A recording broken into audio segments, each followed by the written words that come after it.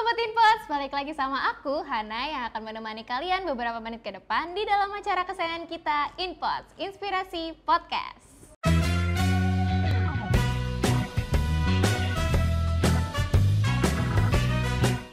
Oke, jadi hari ini kita udah kedatangan tamu nih, seseorang yang berkecimpung di dalam dunia broadcasting.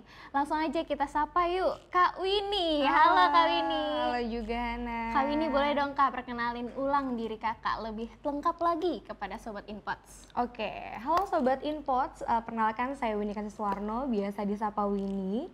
Saya lulusan dari SMK Prestasi Prima, angkatan pertama tahun 2015. Dan sekarang berprofesi sebagai host atau presenter di salah satu stasiun TV swasta. Oke Kak Winnie, berarti aku manggilnya Kak Winnie aja nih? Boleh, asal nggak pakai depu ya. Oh, kenapa tuh emang? Jadi Winnie Depu dong. Oh iya, betul, jadi kartun dong ya. Oke Kak Winnie, kan Kak Winnie ini angkatan pertama ya? Yap. Kenapa tuh Kak milih sekolah prestasi prima? Kenapa milih prestasi prima? Karena saya angkatan pertama. Waktu itu jadi ceritanya tuh masih cari-cari sekolah. Terus kebetulan papa dinas di Mabes Cilangkap. Nyari-nyari sekolah lah. Terus akhirnya ketemu secara nggak sengaja PP, Prestasi Prima. Akhirnya tanya, terus habis itu kayaknya untuk kedepannya ke sekolahnya lebih berkembang lagi. Terus karena emang sekolah baru kan, mungkin bisa jadi pencetus-pencetus yang baik lah gitu. Waduh. Niatnya ya. Tapi ya insya Allah mudah-mudahan sih bisa jadi bawa nama alma mater, bawa nama sekolah. Jadi ya kiblatnya lebih baik lah. Oke, bagus banget. Nah, kakak jurusan apa sih kak? Kakak SMA, SMK ya? SMK. Tahun Kak Winnie itu kan angkatan pertama. Angkatan pertama itu baru ada 3 jurusan. Ada RPL, ada TKJ sama multimedia. Gitu. Jadi kakak ambil multimedia. Karena belum ada broadcast. Oh, kenapa tuh kak nggak milih RPL atau TKJ? Kenapa nggak milih RPL atau TKJ? Karena pertama anaknya agak eksis ya. Gitu. Jadi terus habis itu kalau misalnya multimedia itu kan antara gabungan IT sama seni gitu. Jadi bisa di mix, terus masuk juga sama karakter Kak Winnie. Jadi kayaknya di antara 3 pilihan itu masuknya lebih condongnya ke multimedia. Oh gitu. Kenapa tuh? Emang apa sih kak yang dipelajarin di multimedia? Pelajaran di multimedia lebih banyak sih sebenarnya editor foto, terus abis itu grafisnya lumayan diajarin juga animasi, terus videografisnya juga diajarin, gitu sih. Banyak sih yang diambil dari multimedia karena itu tadi pergabungan antara 2 item ya, IT-nya sama ada seninya. Jadi dua-duanya masuk di Kak Winnie, jadi pelajaran yang diambilnya lebih masuknya sih ke seni sih kalau Kak Winnie lebih ambilnya. Berarti Kak Winnie nih suka banget seni dari dulu? Suka banget seni ya, betul suka seni gitu. Awal suka seni tuh apa tuh kak? Seni apa? Suka seni kalau dari kita ke belakang lagi, waktu masih kecil suka banget ikut-ikut lomba. Terus abis itu sebenarnya sih bukannya diarahin sama orang tua ya, tapi mungkin diperkenalkan sama orang tua untuk ada beberapa cabang-cabang seni kayak misalnya ada diajarin terus disuruh ikut lomba seni lukis kayak gitu, terus fashion show kayak gitu, nyanyi, nari dan lain sebagainya. Emang dari dulu passionnya di sana gitu ya? Yep, kak, ya? betul. Oke. Nah sekarang lagi sibuk apa sih kak? Sekarang lagi sibuk biasa kerja. Ya kerja di salah satu stasiun TV swasta ada. Gak mau disebutin? Oh ya, saya kerja di MNC Group. MNC Group itu menaungi beberapa stasiun TV nasional. Ada MNC TV, ada RCTI, ada Global TV, ada iNews dan lain sebagainya. Oke. Kak Winnie tuh apa tuh kak pekerjaannya di MNC Group? Pekerjaannya di MNC Group sama kayak Hana nih. Pekerjaannya sebagai host, presenter sama aja tuh beberapa nama-nama aja. Tapi kalau misalnya lebih spesifik lagi, Kak Winnie itu presentingnya di acara entertain, bukan di acara news atau berita gitu. Jadi kan kalau misalnya di dunia pertelevisian akan dibagi 2 alur nih teman-teman. Jadi ada yang di alur entertainnya, ada yang di alur berita. Kalau kayak pembaca berita gitu. Tapi kali ini kebetulan sama produser mungkin dilihat karakternya dan pembawaannya lebih cocok untuk di entertain. Masuk ke dunia TV itu karena PKL. Karena PKL itu kan kelas 2. Iya. Kelas 2, alhamdulillah dapat di RCTI. Dapat di RCTI. Ngapain tuh Kak? Jadi editor. Jadi editor. Jadi editor di RCTI. Terus abis itu kenal dunia pertelevisian, memperluas koneksi, walaupun masih sekolah, tapi udah mulai coba ngobrol sama teman-teman kru, ngobrol sama produser, kayak gitu. Gali ilmu mereka. Akhirnya mulai tertarik dengan dunia pertelevisian, kayaknya juga menghasilkan. Menghasilkan. Perlu digarisbawahi, menghasilkan. Terus abis itu akhirnya setelah lulus dari PP, dari SMK, akhirnya coba untuk MC off air gitu. Terus ditarik sama beberapa manajemen juga untuk masuk manajemen mereka. Dan akhirnya waktu itu saya ingat banget pas lagi ada acara saya MC di Sumarekon Bekasi. Sumarekon Mall Bekasi. Lagi ada konser beberapa band-band ternama Indonesia lah, kayak ada waktu itu ada 420, terus ada Peter Pan, ada Geisha, ada ya beberapa teman-teman band. Terus habis itu saya kebetulan bawain acaranya. Ternyata di situ juga ada produser dari MNC Group.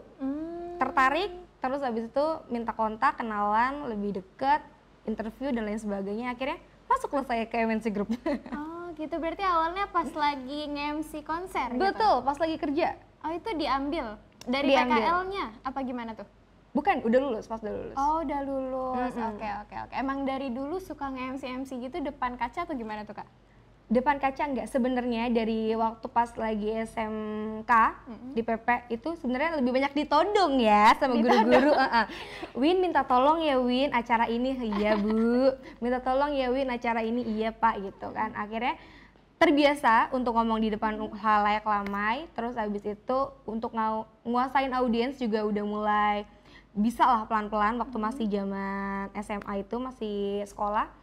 Udah mulai belajar, terus tertarik juga sama dunia presenting. Dan kayaknya kalau misalnya bekalnya ditanya untuk bisa jadi presenter tuh apa? Pertama, harus pede. Pede dalam porsi yang bener ya, maksudnya nggak terlalu kepedean juga, nggak over gitu ya kan. Terus harus pede, terus yang kedua harus nguasain audiens. Kita harus ngerti audiensnya itu levelnya seperti apa. Misalnya kalau misalnya kita lagi bawain acara kementerian gitu, kita nggak mungkin dong pakai body language atau kita pakai penuturan bahasa sehari-hari. Itu kan nggak mungkin, kurang cocok lah. Betul, karena kan mungkin sifat acaranya lebih formal. Beda lagi sama kalau kita nge-MC atau kita bawain acara itu yang sifatnya non formal, atau misalnya kayak konser musik atau apa ya, gathering dan lain sebagainya. Nah itu mungkin kita akan lebih asik lagi, apalagi kalau misalnya acaranya itu bercingkupnya di anak-anak muda, itu lebih enak lagi. Karena kan saya masih muda juga ya. Iya. Kalau boleh tahu berapa nih Kak? Kalau ini kelahiran tahun 97, berapa tuh ayo? Dua berapa itu ya? 24 tahun. Masih muda banget ya berarti ya. Udah masih muda tapi udah jadi MC yang sukses tuh. Amin. Aduh itu gimana sih Kak? Apa sih Kak itu rahasianya? Rahasianya pertama sih ya itu tadi belajar. Terus abis itu ini kalau kamu ini boleh sharing, bukannya gimana teman-teman, tapi kalau misalnya kamu ini nggak tahu ya, punya kebiasaan dari zaman dulu itu, kalau misalnya mungkin ini salah satu bisa dibilang amalan kali ya, mungkin bisa dibilang amalan. Zaman dulu itu kalau misalnya ada kayak misalnya kamu ini mau pergi nih kemana, ke suatu acara atau pergi kemana entah kemana, kalau misalnya ada orang kayak misalnya ada yang lagi jualan lewat gitu, dorong gerobak, atau misalnya ngelewatin toko atau apa yang sepi, dalam hati aja, nggak usah diucap dengan mulut tuh. Doanya kalau kami ini pribadi doanya, ya Allah mudah-mudahan sehatkan rezekinya, lancarkan rezekinya, terus abis itu berkahkan kehidupannya gitu. Mungkin itu yang jadi salah satu amalan untuk bisa memperlancar karir juga gitu. Oh gitu. Oke Kak, jadi kan aku nih host juga ya. Yep, Aku host nih di Inpods. Boleh Mantap. dong Kak kasih tipsnya gitu biar pede di depan kamera, biar pede di depan halayak ramai gitu. Tipsnya ya itu nguasain materi, kenal sama audiensnya, terus kenal juga sama narasumbernya gitu. Terus yang paling enak itu misalnya kalau mau bawa suasana jadi lebih cair lagi, harus punya sedikit jokes gitu. Jadi narasumbernya juga nggak kaku, terus habis itu audiensnya juga yang nonton bisa lebih rileks lagi gitu. Beda sama acara formal yang kita udah punya tuntutan pakem-pakemnya tuh, maksudnya pakem itu apa ya, rules-rulesnya sudah harus tertata gitu. Oh, biasanya kalau misalkan acara formal gitu, itu kakak ngikutin naskah atau gimana tuh Kak? Kalau misalnya acara formal ikutin naskah atau enggak, kalau kita di TV sebenarnya udah ada cue card namanya teman-teman. Cue card itu adalah bukan skrip, tapi poin-poin apa aja yang harus kita bawain, poin-poin apa aja yang boleh, poin-poin apa aja yang nggak boleh, dan juga sebelum mulai untuk live gitu, untuk tag, kita ada briefing dulu sama tim. Kita ada briefing sama tim, terus abis itu setelah acara nanti kita akan adain evaluasi. Jadi untuk tahu nih kekurangannya selama tadi kerja apa aja, untuk bisa diperbaiki apa aja gitu. Jadi bener-bener dari awalnya persiapannya sampai bukan di setelah selesai acaranya aja, tapi bener-bener setelah selesai acara itu kita ada evaluasi lagi. Jadi apa aja yang harus kita perbaikin kayak gitu. Oh gitu. Yep. Nih kakak kan PKL di dalam dunia TV juga ya Kak ya? Nah terus apa tuh Kak, ada nggak sih perbedaannya antara PKL sama kerja langsung gitu? Perbedaan PKL sama kerja langsung? Perbedaannya kita dapat duit banyak ya kalau kerja langsung. Kakak PKL nggak dapat Kak? Dapat ilmu. PKL ilmu. dapat ilmu, itu kan yang penting. Itu yang penting. Jadi teman-teman kalau misalnya lagi PKL atau apa, jangan ngeluh ya, di tempat gue nggak dapat ini nih, nggak dapat upah atau nggak dapat apa gitu kan ya. Dicarinya ilmunya karena kan masih belajar. Itu yang paling penting kalau PKL. Dapat ilmunya, terus abis itu dapat koneksi, itu yang penting. Jadi kalau misalnya kita udah lulus, kita bisa dapat koneksi dari tempat PKL, kita punya jalan ibaratnya. Kita punya jalan untuk, jadi kalau udah lulus, wah nggak bingung nih mau kemana nih gitu kan ya. Jadi pas lagi sekolah, yuk gunain waktu PKL kalian itu untuk bisa kalian cari koneksi. Jadi pas udah lulus, bisa gunain koneksi itu, terus bisa, ya insya Allah bisa langsung diterima di dunia kerja. Oh gitu, aku pernah dengar ya Kak ya, katanya dunia kerja tuh jauh lebih kejam gitu. Betul sekali. Itu apa tuh Kak, ada pengalaman nggak Kak? Dunia kerja lebih kejam, betul banget. Karena kan kalau misalnya dunia kerja itu kan kita banyak ya tuntutan-tuntutan yang harus kita kerjain. Dari komplain klien, apalagi kalau misalnya kayak Kak Winnie kerja bawain acara di salah satu instansi pemerintahan kayak gitu. Itu kan kita bawa nama baik yang undang juga dong, kliennya juga dong. Jadi ada beberapa beban-beban yang sebenarnya harus kita ngerti dari awal, rules-rulesnya apa aja yang harus kita hindarin kayak gitu.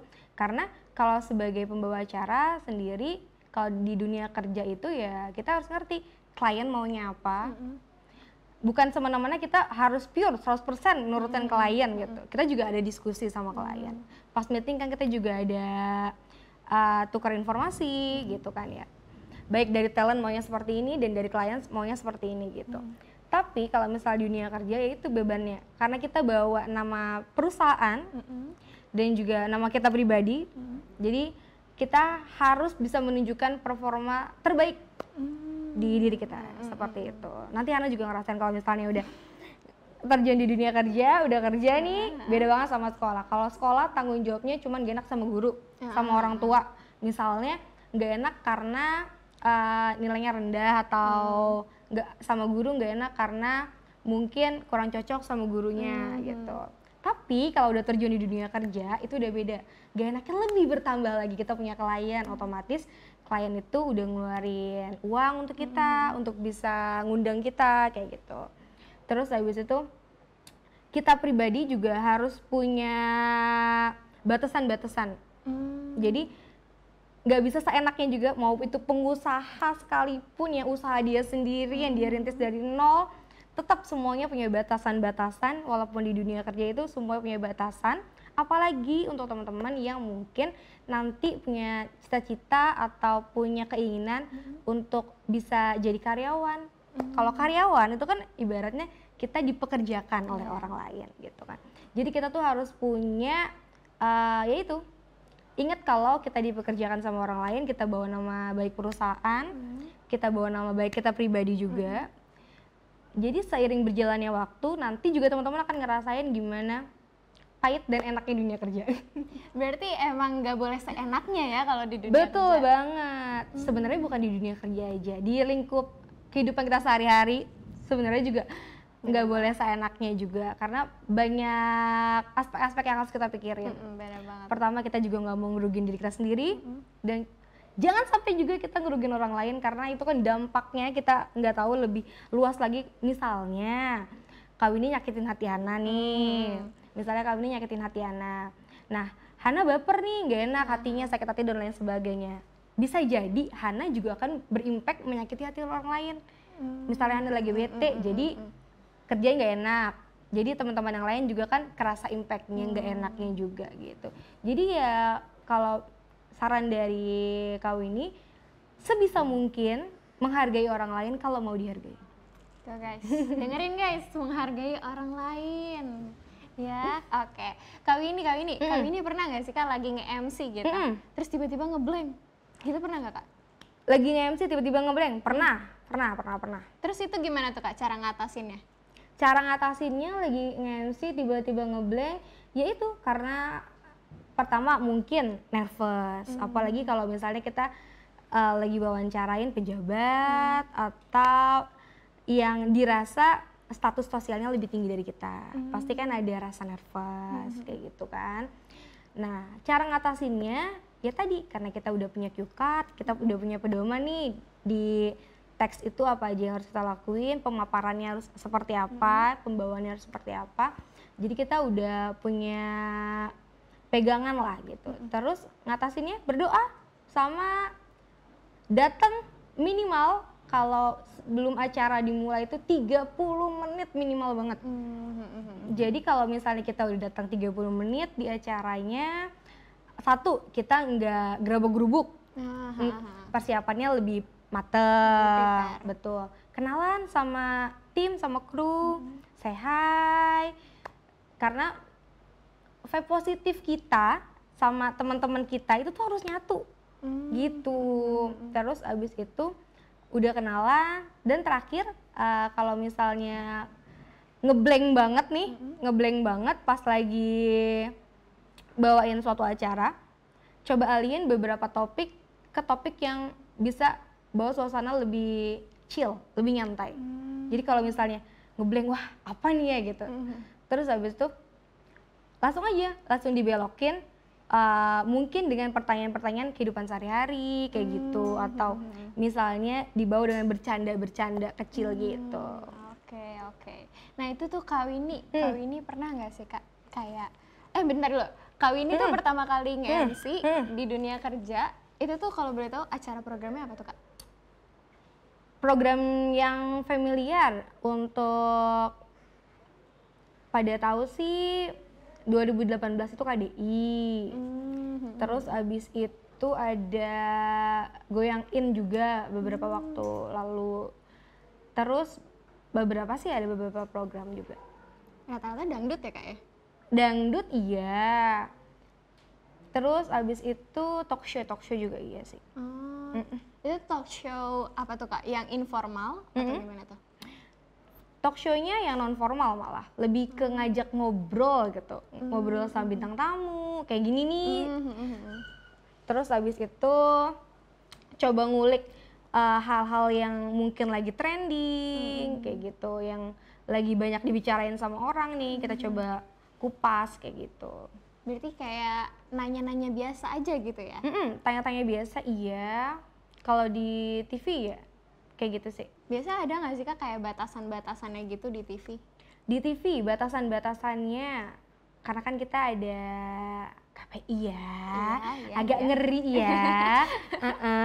Karena kalau misalnya udah kena tegur atau dapat surat cinta dari KPI, dapat surat cinta dari KPI, agak ngerem-ngerem tuh. Misalnya mungkin kalau misalnya obrolannya terlalu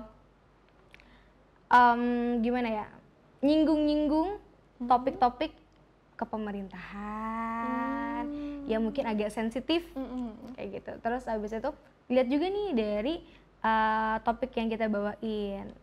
Misalnya kalau Kawini sebelum tag, sebelum live gitu, kita ada meeting kan sama tim.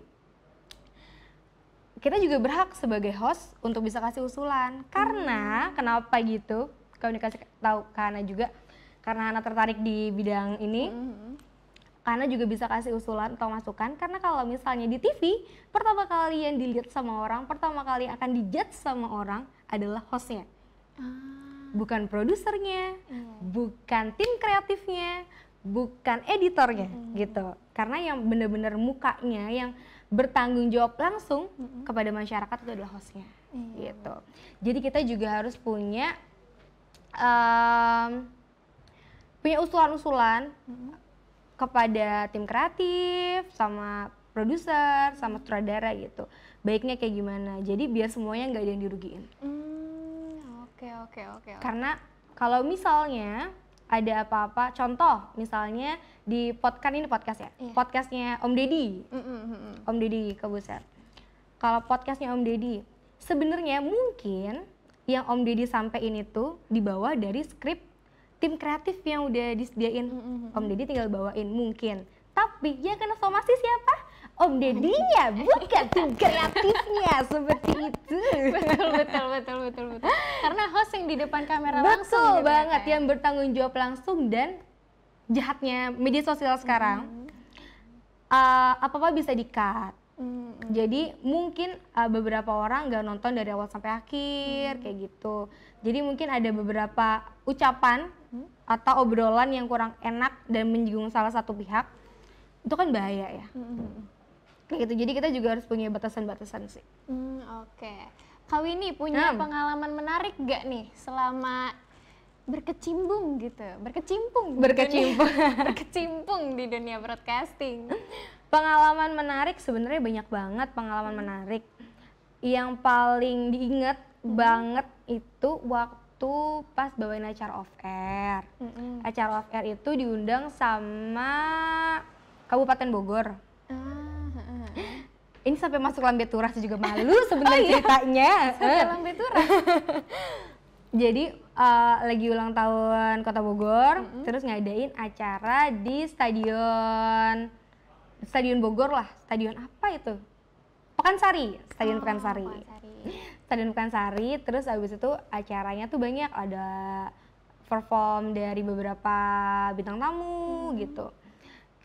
Pas saat itu lagi segmennya waktu itu sebut aja kali ya. Iya.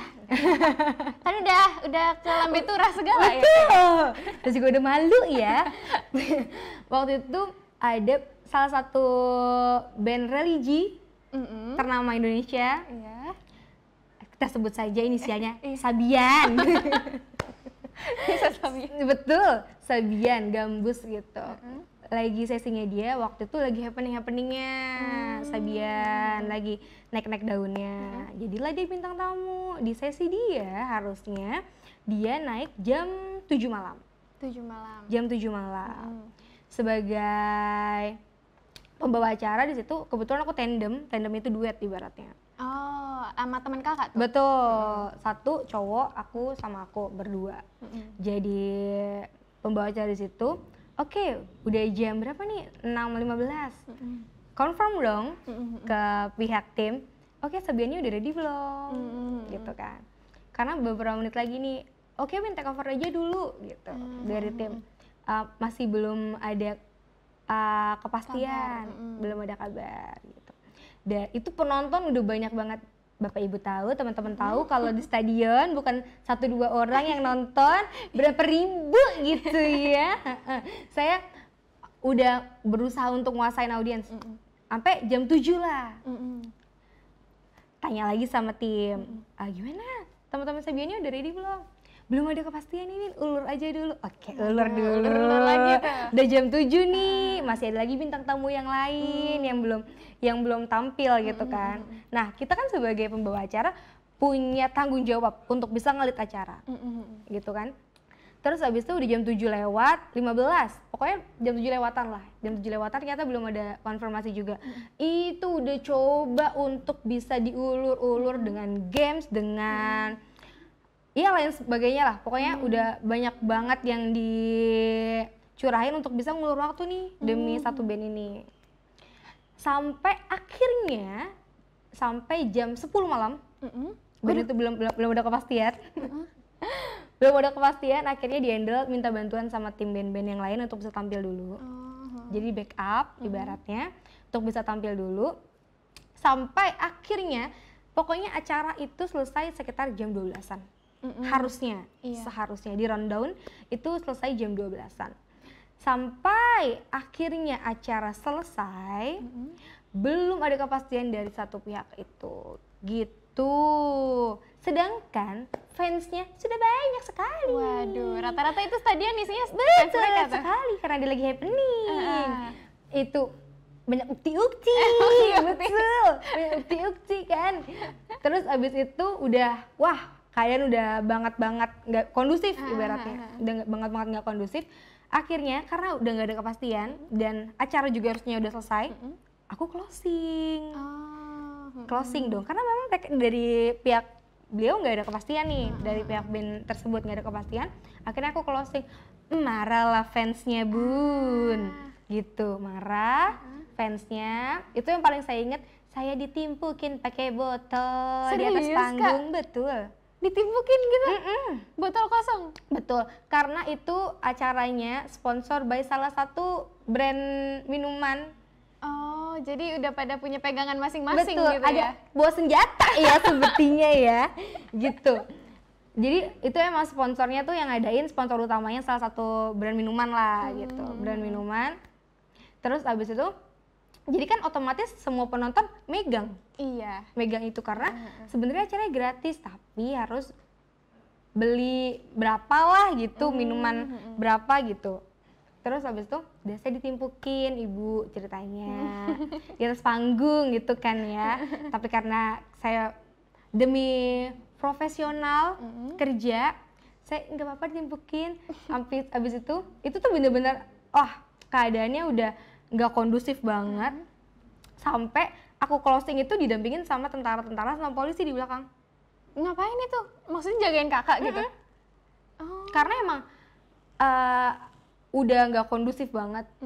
Terus abis itu sampai ya saya kira kan band itu kan band religi gitu ya. Jadi mohon maaf sekali lagi tanpa merendahkan atau ada maksud tertentu sama salah satu kepercayaan gitu kan. Saya juga kepercayaannya itu kebetulan Islam, kebetulan Muslim, alhamdulillah.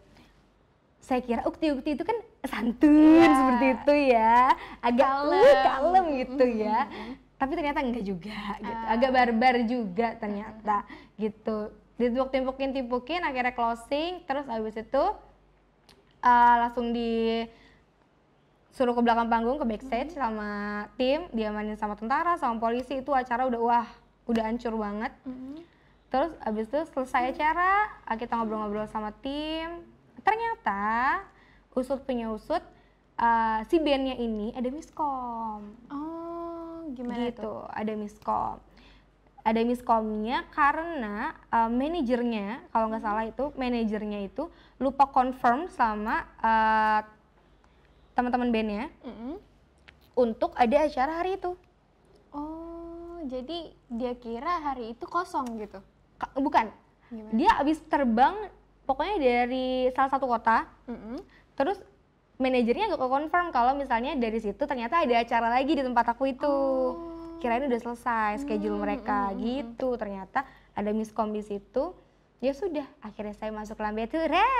Bapak Ibu malu sebenarnya ya, tapi ya udahlah. Itu pengalaman yang mungkin bisa dibilang selalu diingat karena kurang ngenakin juga. Sama ya berkesannya karena mungkin kita nggak tahu nih, kita di atas panggung kita udah coba untuk performa yang lebih bagus banget, 100% bagus, ternyata bukan cuma kita doang yang bertanggung jawab.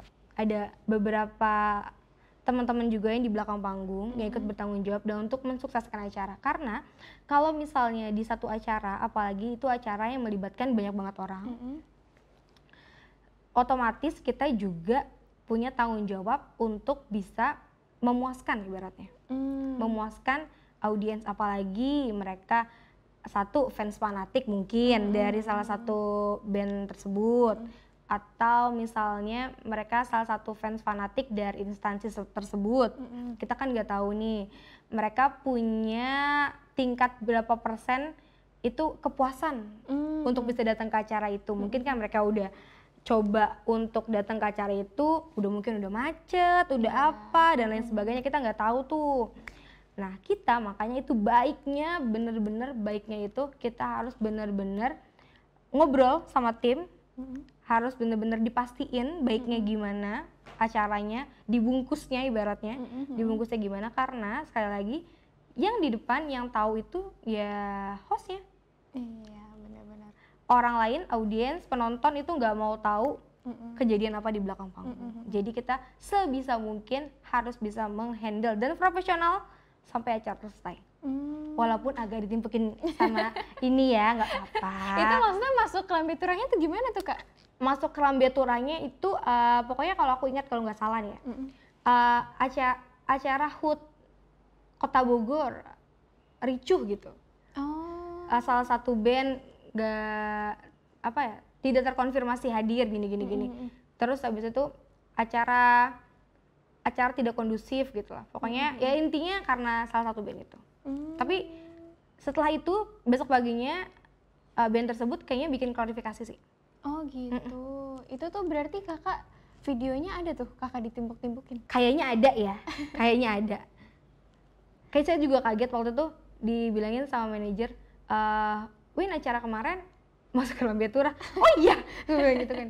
Terus habis itu, tapi beritanya gini kurang enak ya. Udah nggak apa-apa, emang udah kayak gitu adanya kan ya. Alhamdulillahnya bukan karena kesalahan gue, bukan karena kesalahan aku. Iya. Gitu. Karena memang kesalahan orang-orang di belakang panggungnya. Oh pernah nggak sih Kak kayak lagi off air atau enggak on air gitu? Justru malah bintang tamunya yang nervous gitu, bukan kakaknya? Pernah. Boleh dong Kak diceritain dikit nih. Mau dengerin nih. Pernah, waktu itu pas lagi wawancarain ini. Salah satu anak berprestasi gitu, dia dapet penghargaan medali emas kalau nggak salah deh. Atlet. Terus abis itu dapat medali emas. Mungkin karena dia emang nggak biasa di depan kamera gitu. Terus agak grogi, agak gitu ya diwawancarainnya. 1-2 kayak ditanya, kita udah mau panjang lebar, gimana ceritain untuk ininya, seneng apa enggak, gini. Iya seneng, diem gitu. Nggak ada terusannya lagi, nggak ada pembahasan terusnya lagi gitu. Nah disitulah kita pinter-pinternya untuk bisa ngulik, ngajak ngobrol, bikin dia rileks gitu, bikin dia terbiasa sama suasana kayak gitu. Kasih jok-jok dikit juga ya tipis-tipis, nanti juga lambat laun ngalir juga Pak. Gitu. Itu tuh on air itu Kak? On air kebetulan. Gitu. Pas on air, karena dia datangnya mepet, jadi aku nggak ada ngobrol dulu sama dia sebelum on air pas live-nya. Jadi ya udah pas live ternyata dia grogi, ya udah. Jadi kita upayakan sebisa mungkin bawa suasana biar rileks pas lagi live-nya. Itu tuh biasanya kalau misalkan ada kayak gitu kan, terus kayak misalkan bintang tamunya bener-bener nggak bisa ngomong lagi gitu, itu tuh biasanya bakal diemin dulu atau gimana tuh Kak? Maksudnya kayak di-cut dulu atau gimana tuh? Kalau misalnya kan, kalau yang ribetnya itu pas lagi live sebenarnya. Kalau misalnya kita nggak live, kita ada leluasa lah, lebih leluasa karena bisa dibantu sama editor nanti gitu kan.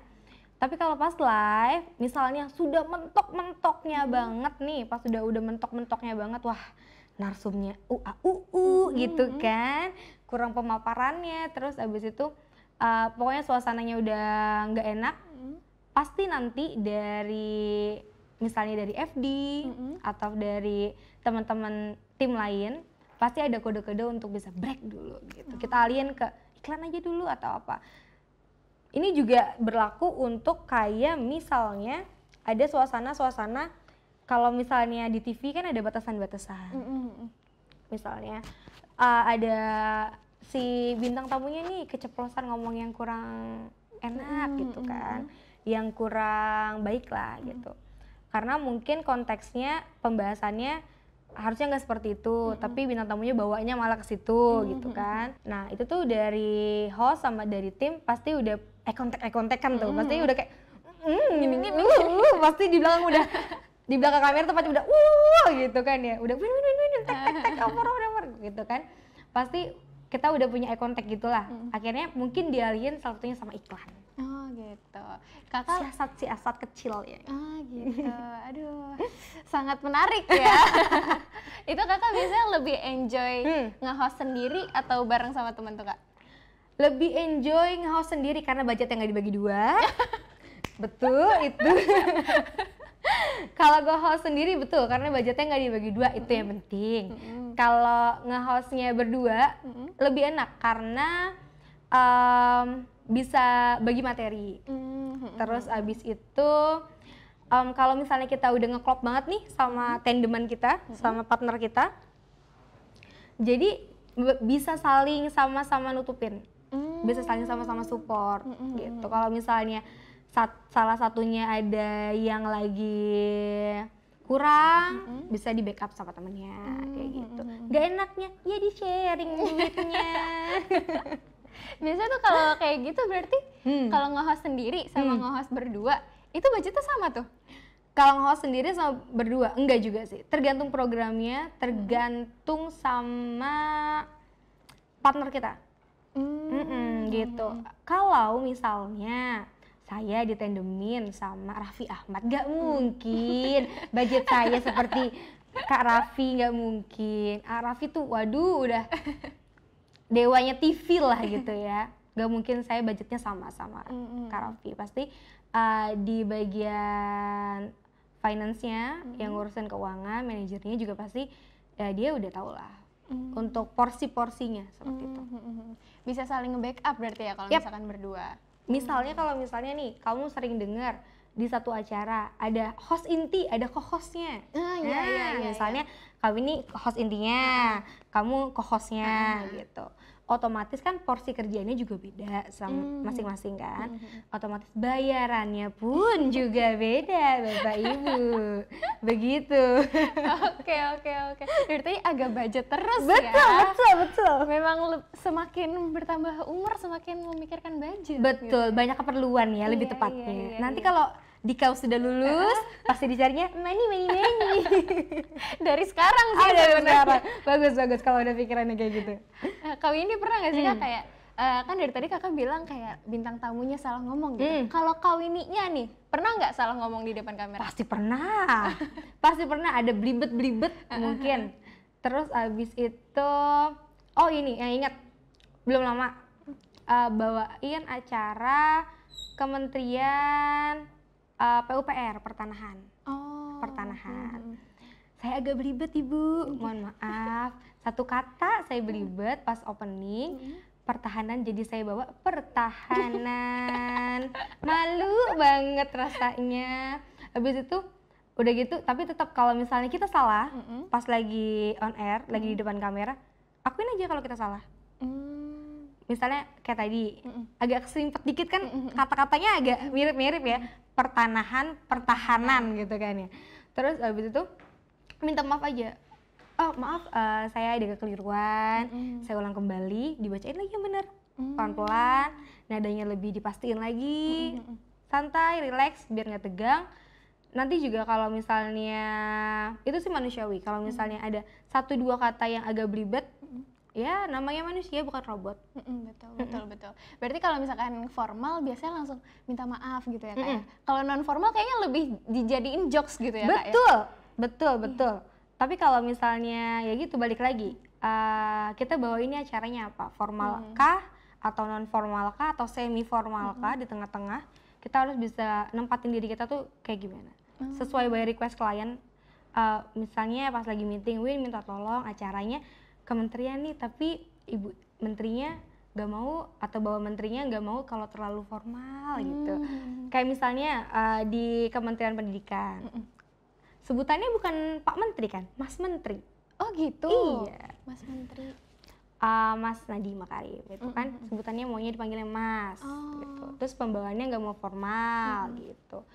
Oke, terus gimana?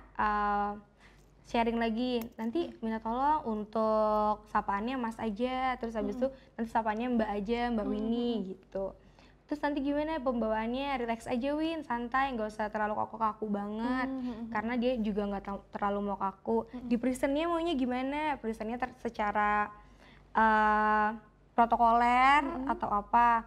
Gak mau Win, maunya yang ini. Oke, aku usul misalnya boleh nggak sih kalau misalnya biar nggak formal, biar lebih hangat juga suasananya, terus nggak kaku tapi tetap menghormati beliau.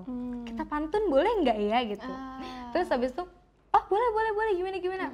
Mikirlah kita pantun gitu untuk present beliau gimana enaknya gitu. Jadi ya sekali lagi MC, presenter, host harus bisa menempatkan diri sesuai dengan acara tersebut. Berarti kakak yang harus fleksibel gitu ya. Betul Kak, ya? sekali, harus fleksibel. Oke. Nih kakak, Kak kalau misalkan kakak memutar balikan waktu nih ke masa-masa sekolah lagi, itu kakak bakal milih jadi MC lagi atau gimana tuh Kak? Milih jadi MC lagi atau enggak? Kalau misalnya ada cita-cita, cita-cita itu enggak ada jadi, misalnya orang pengen banget jadi artis, pengen jadi presenter, pengen jadi ini, enggak, saya pengen jadi tentara. agak jomplang ya. Saya pengen jadi tentara sebenarnya. Pengen jadi tentara karena mungkin ruang lingkup keluarga di militer gitu. Terus sudah terbiasa didikannya semi militer gitu. Udah terbiasa kayak gitu. Tapi ternyata setelah berjalannya waktu, terus abis itu kenal sama dunia pertelevisian, kenal sama dunia broadcast. Kalau misalnya kamu mungkin lebih familiar sama dunia broadcast, ternyata asik juga, enak juga, dan juga bisa menyalurkan nih jiwa-jiwa seninya dapat. Terus abis itu kalau misalnya kita dibutuhin dengan perform kita yang tegas, kita juga bisa dapat. Jadi bisa menyesuaikan, lebih fleksibel kayak gitu. Jadi cita-cita itu sebenarnya tentara.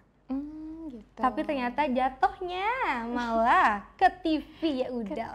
Tapi diingat lagi dari pendapatannya lumayan. Jadi tidak nyesel banget. Gak nyesel ya berarti masuk ke dunia televisi ini. Betul. Oke. Kakak coba dong Kak kasih pesan ke orang yang mungkin ada ketertarikan gitu mungkin ke dalam dunia host atau dalam dunia pertelevisian gitu. Oke. Pesannya mungkin saran aja kali ya buat teman-teman yang tertarik di dunia pertelevisian atau broadcasting. Kalau misalnya kalian udah yakin untuk mau terjun ke sana, monggo diperkuat untuk niatnya, diperdalam lagi untuk aspek-aspek apa aja yang harus dipelajarin. Jadi biar lebih terperinci lagi. Jadi pas sudah terjun nggak kelabakan apa aja yang harus dilakuin. Udah punya pegangan-pegangan ilmunya. Terus abis itu lakuin aja sepenuh hati, insya Allah nanti berkah. Nah, amin. Nah Kak, coba Kak, quick pantun. Waduh, ditodong pantun. Ayo buat pantun dong Kak. Ya Allah, kenapa ditodong pantun ya? Ayo Kak. Gak ada persiapan ini ya. Ditodong pantun. Tapi nanti dibalas lagi nggak pantunnya? Waduh. Biasanya kalau pantun soalnya berbalas nih. Pantun coba Kak, jadi apa gitu tentang MC? Pantun ya, aduh, mikir dulu nih bentar. Ini berarti bahasa Indonesia bagus dong nih, waktu dulu nih. Waktu apa? Waktu sekolah. Bahasa Indonesianya bagus lumayan, karena di PP juga ada bahasa Jepang. Aduh, saya nggak bisa bahasa Jepang, mohon maaf. Bahasa Indonesia ya karena mungkin bahasa sehari-hari, jadi bisa lah. Satu lagi kalau misalnya teman-teman mungkin ada ketertarikan di dunia presenting, karena kan kau ini bahasa Inggrisnya masih AU ya,